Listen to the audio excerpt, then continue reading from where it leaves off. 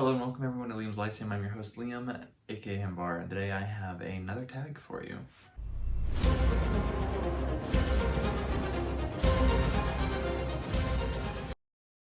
So this tag, this is actually an interesting tag. It's going to be the Modern Literary Canon tag. I was tagged by Tornado Creator, who usually definitely got more unique content on BookTube. He does other stuff besides book content as well.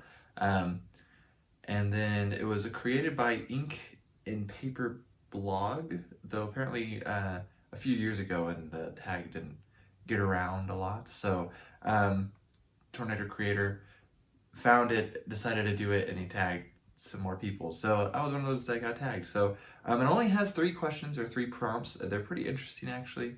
So I mean, you can kind of guess what it's about from the title of the Modern Literary Canon. And so this is like my own opinion. As far as modern goes, at least Tornado Creator's idea was like past 100 years. So he put like 1925. I would just go with 1922. It doesn't really matter here because everything I think I have is after 1925 anyways. Limiting it to 5 kind of sucks, you know, but for the point of a tag, it makes sense. And so it's interesting just because I want to try to do authors, not just authors that I think that I either really enjoy, but also authors that I think they are important, right? That's the point kind of a canon, in my opinion. So the first part is, what 5 authors form your modern Canon's literary foundation? So authors no longer with us, published in the last 100 years, whose work stood the test of time already, so they have to be dead, right? So the obvious one that I'm just going to get right out of the gate is, of course, J.R.R. Tolkien. Tornado Creator didn't actually mention Tolkien, just spoiler alert if you go watch his video. I mean, Tolkien has we call him the granddaddy of fantasy sometimes, or the father of high fantasy. Those are decently accurate titles. He's super important. He has not affected every author, I would say, like as far as inspiration goes, but as far as like shadow goes, like just importance and like influence on the genre as a whole, he's unavoidable. You can't avoid him. So I'm actually going through the Fellowship of the Ring again right now, and it's just absolutely phenomenal. But of course, you could pick probably most any book off of the shelf in the fantasy section, and there's something that you could probably point to Tolkien with. And regardless if it's like actually in that book itself, or that book is taken from someone else who got it from Tolkien, or from someone else who got it from Tolkien, right? So Tolkien is really important, and I don't think anyone could really deny that. I think you'd be honestly either deluding yourself or just being really lazy with your research there, so to speak. So it doesn't mean you have to like him. That's not what I mean, but he is, I would say, definitely part of that. So, and I also have Fritz Leiber. He's definitely a lesser known author, depending on your circle. He's known primarily for his Fafhrd and Grey Mouse, or Sword and Sorcery duo. He is rather literary, in my opinion. He's become one of my favorite authors in the past year. Leiber is just an interesting character as a whole because I think he had a degree in philosophy, but he was also a professional like Shakespearean actor. He also appeared in some movies early on before he kind of got fed up with that decadent lifestyle. He actually makes fun of it in like Fafhrd and the Grey Mouse and stuff. And he also like was a professional chess player. He was also a priest, I believe, for a little bit, or at least went to seminary. I'm not sure how it all worked out. Professional fencer, as far as I'm aware, as well. You can tell when reading his stuff. But as far as like influence on the genre, it's actually rather broad, and it's rather unknown. Oddly, he's the guy who coined the term sword and sorcery. That's him. You can't get past that one. Even though sword and sorcery is not super popular these days, it's still highly influential. And he also was one of the first people to pioneer urban fantasy, mostly through his horror novels. You know, seeing as horror is essentially fantasy most of the time. and he took a lot of horror. If you look pre-Liber, is actually rural stuff, which won't surprise you if you think about it. And his first published novel, his debut novel, actually is Conjure Wife, and that is a horror novel. So even though he's known for his sword and sorcery, there is a quote of him saying near the end of his life, where everything he's ever written is horror, actually. So I just wanted to get my facts more straight here, actually. So Fritz Leiber, as far as awards go, is the second of 8 people to get the Gandalf Award from the World Science Fiction Society. The first one being Tolkien, so that's a pretty big, bump up there. And then also, just to read this here, since I actually missay it in the video, but I deleted that, so don't worry about it. It says, he is the only writer ever to receive the Grand Master Award of Science Fiction Writers of America, the Grand Master Award of the Horror Writers of America, and the World Fantasy World for Life Achievement. He has won like 7 Hugos, 4 Nebulas, just ridiculously decorated and extremely underrated these days, which is a shame. But regardless, I would say you can't really argue with it. He's kind of just part of the canon. And I would also take the moment here to say, go and read him. I love Leiber, honestly. He's just amazing. I've read 8 books by him in the past year. That's only been tied with another author I'll mention later here, actually.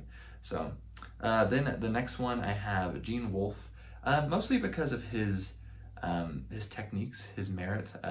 He's not for everyone, again, but Gene Wolfe, I've only read his Book of the New Sun and Earth of the New Sun so far, but even that has just put him up there as like, you have to read Gene Wolfe, right? And sadly, he's recently passed. It's only been a few years at this point, but he is one of those authors I feel like that has already established himself, stood the test of time. He's more of a cult classic in this sense, but I don't think it'll go away. In fact, I think it will only improve more so because of his influence on other writers. You look at someone like Christopher Rocchio, who his influence is, it depends on what you're looking at, but the influence is there. But also look at someone like even Elder Race, which is nominated for a Hugo. It's a novella by Adrian Tchaikovsky, and that is inspired by a short story by Gene Wolfe. So, that's the first 3. We have Tolkien, Leiber, and Wolfe. Then I'm going to go with Jack Vance, mostly because Jack Vance is, again, another underrated one that's not super popular. I believe he died in 2013 or 2014 or so. He's most famous for, well, I would say The Dying Earth, at least by way of Dungeons and Dragons. But he also has some other books that, honestly, I haven't even read yet that I think are actually probably more popular, and I don't remember. One of them is The Dragon something. But anyways, Vance, I would mostly put him on here because we have something like The Dying Earth, which came out in 1950, maybe 51. So quite old, and it's named the Dying Earth genre. Which you can see even in like modern examples of like Book of the Ancestor by Mark Lawrence. And it also his magic in the Dying Earth, which we could call Vancian magic, is Dungeons and Dragons magic. The Dungeons and Dragons magic is Vancian magic. It's taken from his works, sometimes literally word for word. Like Prismatic Spray, I think, for example, is taken from one of Vance's stories in the Dying Earth. So that's highly influential. He is actually quite good, I would say. I've read 5 of Vance's novels, and I have 6 more on the shelf, and I will certainly be getting more because Vance was rather prolific. I mean, he wrote for quite a while. So Jack Vance is my 4th one. And then for 5th one, I have Robert E. Howard, who, of course, Robert E. Howard's an interesting one because when you mention Robert E. Howard, even when you're not going to like early fantasy stuff like William Morris or Lord Dunsany, who would not make this list because they're over 100 years ago. But you have someone like Robert E. Howard, who's, I believe, The Shadow Kingdom came out in 29, so he barely makes the cut. He is not Tolkien fantasy, right? He's not epic fantasy, he's not high fantasy. He is heroic fantasy, and specifically he's sword and sorcery. So it's a type of fantasy inspired by Westerns, right? And Lovecraftian horror and stuff like that. So it's a different type of fantasy. It's an earthier sort of fantasy, as Fritz Leiber would say. And you just can't get past Robert E. Howard. I mean, he made the cultural phenomenon of Conan, commonly called the Barbarian. Right, so you just can't get past him. He's a really stinking good writer too. I would say in some ways he's not as popular these days, mostly because most authors back then weren't writing novels, at least a certain vein of authors weren't. They were writing shorter fiction like novelettes, novellas, short stories. Yeah, we like our novels, we like our big epic fantasy series, or a lot of people do, at least the market does, because they can sell it to you, right? So Robert E. Howard, he did write one novel actually, but it's rather short, considering novels are like, what, 40,000 words, and the typical one today is probably 100,000 words. So Robert E. Howard, can't miss this guy. Okay, so let me see if I can get through the next parts a little quicker. So number 2, what 5 still living authors do you believe have left a literary legacy that's already firmly established as modern classics? So I wanted to get through this one quickly, to get this video quickly, because a few of the people I have on here are actually quite old. So the first one on here is actually Michael Moorcock, who is the other one I mentioned earlier when I was talking about library. I've also read 8 books by Moorcock this year, in the past year, rather. And Moorcock is still with us. He's coming out with another Elric novel at the end of this year. He is the guy who made the Eternal Champion. You know, Elric Melniboné, his sword Stormbringer, which is totally, you can see in like the Seven Swords thing by Anthony Ryan, I think is the name, or Nightblood in Brandon Sanderson's Warbreaker, or Black Razor in White Plume Mountain for Dungeons and Dragons, right? That is Moorcock's influence, right? He also is the guy who basically, he didn't coin the term multiverse, but are like, when you hear the word multiverse in literature today, they're using Moorcock's definition of it. Like, you can credit Moorcock for that. So it's just, also I think he pioneered steampunk and cyberpunk as well. Cyberpunk with his Jerry Cornelius novels, which are not quite cyberpunk, but came out not super long before Neuromancer did. And I'm not quite sure on the steampunk stuff, but I mean, I've heard at least he is influential heavily on steampunk. And so the next one I have is George R.R. Martin. This is actually an author I'm not a super big fan of, honestly, but to deny his already established credibility as part of like literary canon would be a little absurd. So I felt like he did deserve a mention in here, even though I had 5, right? Like, because I could pick someone else, you know what I mean? And there were other authors that I easily could have put on here instead. But A Song of Ice and Fire definitely established grimdark as one of the typical forms of fantasy these days, taking things from typical high fantasy and mixing it with some sword and sorcery stuff, and especially with influence like something like The Black Company by Glenn Cook, and you get A Song of Ice and Fire, right, which everyone popular today copies. Okay, not everyone, but Mark Lawrence, you know, and Abercrombie. I don't even remember his first name. I've never read him, actually. Look at me. Anyways, I can't remember what the heck his first name is right now. Or Scott Lynch, even, for example, like, kind of influenced by stuff like that. So, wow, someone's gonna hate on me in the comments. I do think I would enjoy Abercrombie stuff, but I haven't read it yet, so sorry.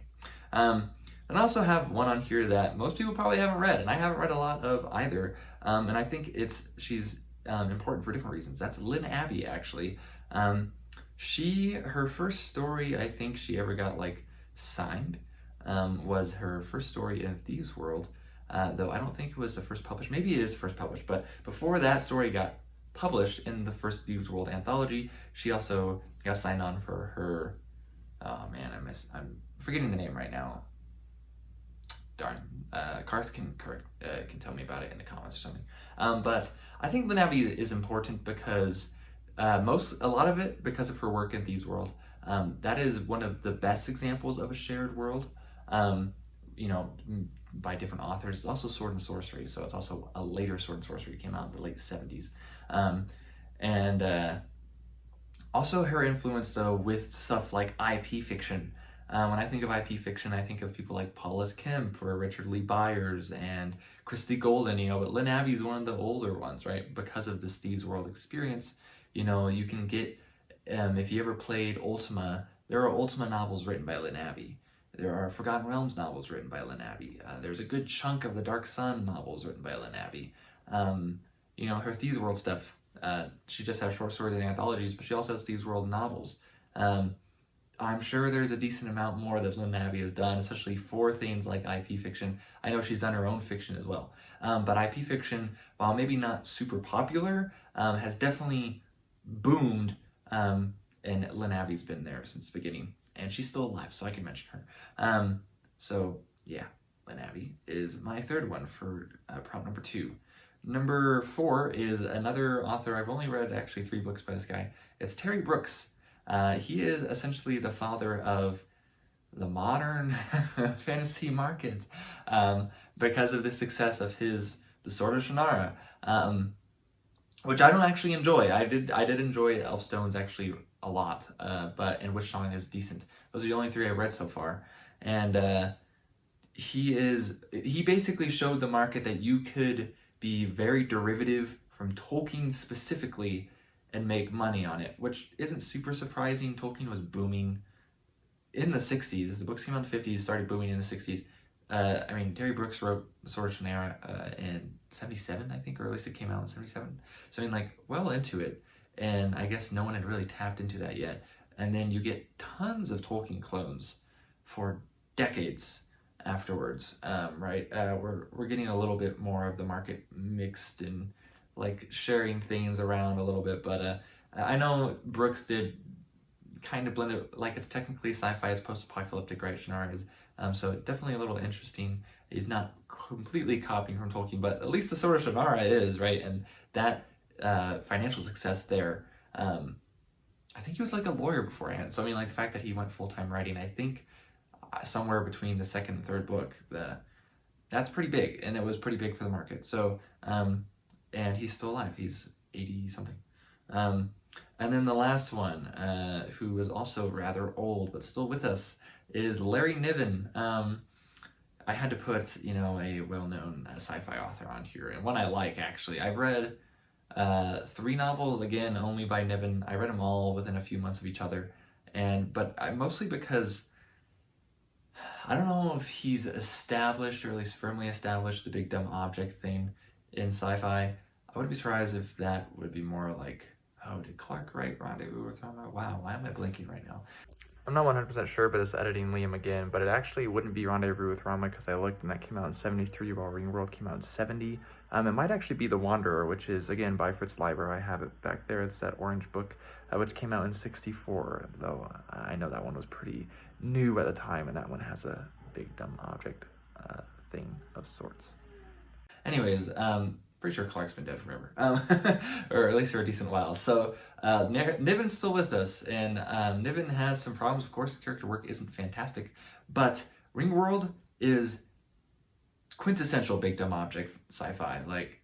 Character work, yeah, garbage, but the setting and the concept of it is awesome and super cool. And if you're a Halo fan, then well, you wouldn't have Halo without Ringworld, though Ringworld's way bigger than Halo. But I'm a big Halo fan anyways. And I like Ringworld, and Ringworld Engineers is okay.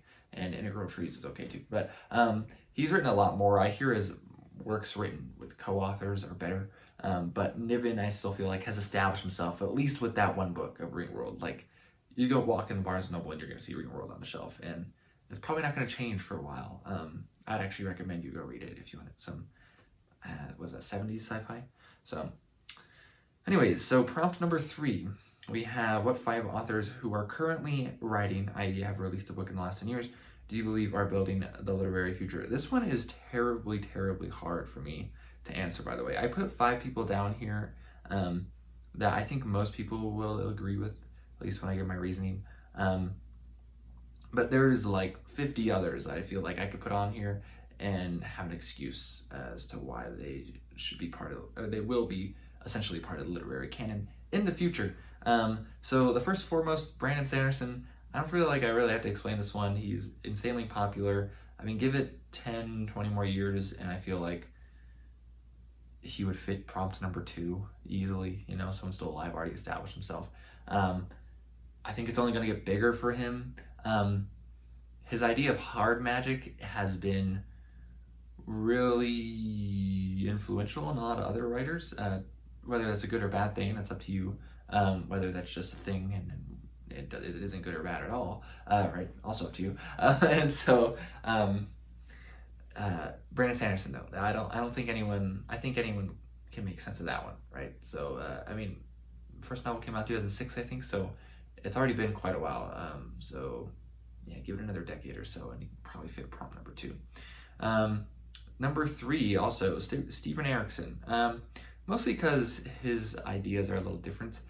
He's taking things that are big, epic fantasy things, and he's giving to you in like a post-structuralist form, and also like heavily sword and sorcery inspired, more in an homage form. But yeah, Stephen Erickson. I don't see Malazan, whatever,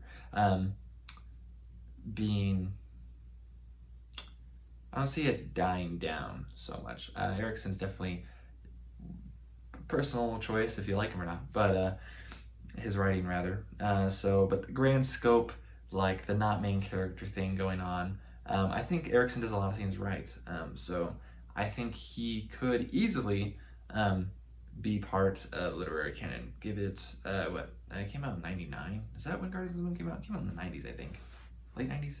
2000 maybe? I'm not sure. So it's already been a while as well. It's only gotten more popular since the series finished with The Crippled God, and more Malazan books are being written. So I think we'll see it. I don't think most people would argue with me, even if you don't like his books.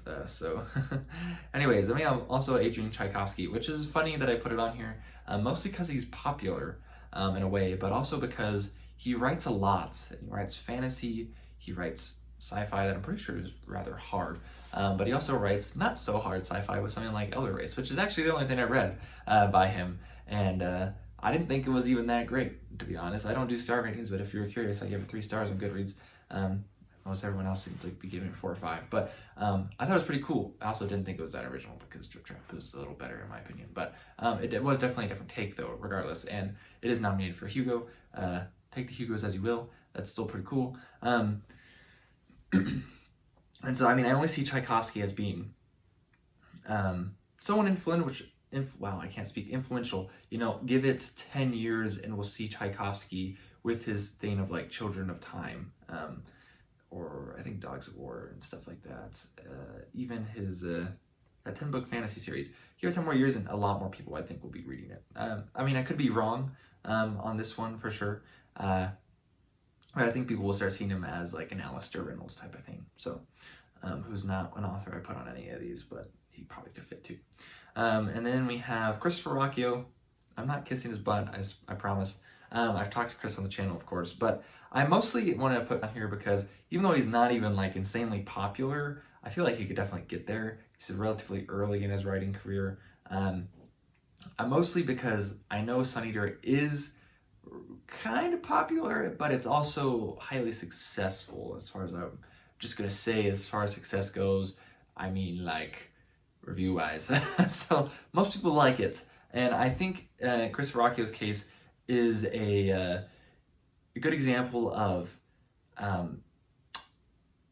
breath of fresh air, put it that way, right? He's wearing his influences on his sleeves in a lot of cases. It's first person, which I know depending on what you read, that's common or uncommon. For what I read, that's really uncommon. It's also basically the fantasy side of science fiction. You know, the side of science fiction that a lot of science fiction fans would like to ignore. You know, the stuff before the Golden Age that they just like to act like didn't actually ever happen, with the exception of Dune, maybe, right? They'll acknowledge Dune because it's so popular. But like Christopher Rocchio, I think just does a good job of doing a lot of stuff right. You know, like you can see his influences with Herbert, with Star Wars, with Gene Wolfe, with Tolkien, right? But this nice side of science fiction that has been kind of neglected, I think Rocchio does a good job. Again, like Tchaikovsky, I could be wrong. You know, 10 years and Rocchio could be a bum for all I know. I don't think that'll happen. But anyways, and then another fifth one that, unless you're one of those people that follow me for my sword and sorcery content, you probably never even heard of this guy. And if you're still watching the video, put those crossed swords emojis in the comments. This is Howard Andrew Jones. Now, I put Howard Andrew Jones on here because of, again, different reasons. Now, will he be part of the literary canon? No, I mean, I guess it depends on how you look at literary canon, right? So I mean, like, because most people probably wouldn't put C.L. Moore on theirs. Most people would be like, who the heck is C.L. Moore? At least people on BookTube. And that's a shame. I should have put C.L. Moore on here, right? For number one. You know, she kind of goes along with Robert E. Howard. She's one of the first sword and sorcery authors. She's super important, but she's not super popular. You know what I mean? But, you know, I can still read about her, and give it 50 years and you're still going to be able to read about C.L. Moore. I think that'll be the case with Howard Andrew Jones as well. Give 50 years, you'll be able to read Howard Andrew Jones' works. I've read his Ringsworn trilogy. I think like the fact that he's taking from Zelazny there, who's another author kind of like Leiber, who's just not as popular since he's died than he was when he was alive for some reason. He's got like, so he returns some more like sword and sorcery feel as well, which isn't everyone's like taste, but it also is good. As of filming this video, just a few days ago, he got signed to Bain to write 5 sword and sorcery novels. That's pretty big for sword and sorcery. Like, just to be honest, like, there haven't been a lot of big sword and sorcery novels come like in a while. Okay, like there is a new Conan pastiche coming out this year, first time in several years. There is another, again, network book coming out this year as well. So, and there are sword and sorcery stuff that comes out, but Howard Andrew Jones seems to be kind of leading it. He's also the editor for the best, in my opinion, at least the coolest in some aspects, because it's just the quality of it is nice. It looks nice. It is nice. He's the editor for Tales from the Magician's Skull, which is a sword and sorcery magazine, right? So, you know, kind of like sword and sorcery, if it thrives in short stories, you still need short stories, you still need magazines and anthologies, right? And Jones does that as well. So, and Bain is one of the bigger publishers, you know, rather than some small indie press you've never heard of, right? And so even though it's Bain, who's one of the smaller of the bigger publishers, and also mostly the sci-fi rather than fantasy, it's still pretty big, right? And so for Howard Andrew Jones to get that deal, I think it's well deserved. Jones is a good writer, actually. He's a good modern sword and sorcery writer, because I think Jones is a good example of breaking this stupid idea that mostly, I mean, it's well deserved in some ways, from like the 70s and 80s, where sword and sorcery is just big, dumb, beefy barbarian in a loincloth, swinging swords, saving women, and potentially even raping people, right? So, I mean, like, and just murdering, right? So, like, not even good stuff, right? There's a lot of garbage that did get published. You can read Howard Andrew Jones and you don't get that at all, right? You know what I mean? Just like you don't get that at all reading Robert E. Howard, by the way, who created Conan. That's just people trying to copy and not knowing what they're doing later on. So, I guess just to go over the list real quick for you, for question 1, it was Tolkien, Fritz Leiber, Gene Wolfe, Jack Vance, Robert E. Howard. For 2, it was Michael Moorcock, G.R.R. Martin, Len Abbey, Terry Brooks, Larry Niven. And then for question 3 is Brandon Sanderson, Stephen Erickson, Adrian Tchaikovsky, Christopher Rocchio, and Howard Andrew Jones. So since this is recently getting, like, you know, out there again, I will tag a couple people. I will tag, well, if you both want to do it, the folks at An Erudite Adventure, as well as Joanna from Joanna's channel. And I can't remember who else has been tagged. So maybe like David Wiley, I think, if you want to do this one, David, and Owen Edwards, if you want to do it. And then Jeremy Fee, if you want to do it, Jeremy. And The Bookish Gnome, if you want to do it. I'm sorry, I should have thought of this beforehand. It'll also be interesting because mine are mostly fantasy. So even like Amanda from Strange Mentality Paper, I think yours would be pretty interesting as well. So go at it, if tag you're it, whatever, I don't know. So this is Liam from Liam's Lyceum. Thanks for watching. Let me know what you think in the comments below, and I'll catch you next time.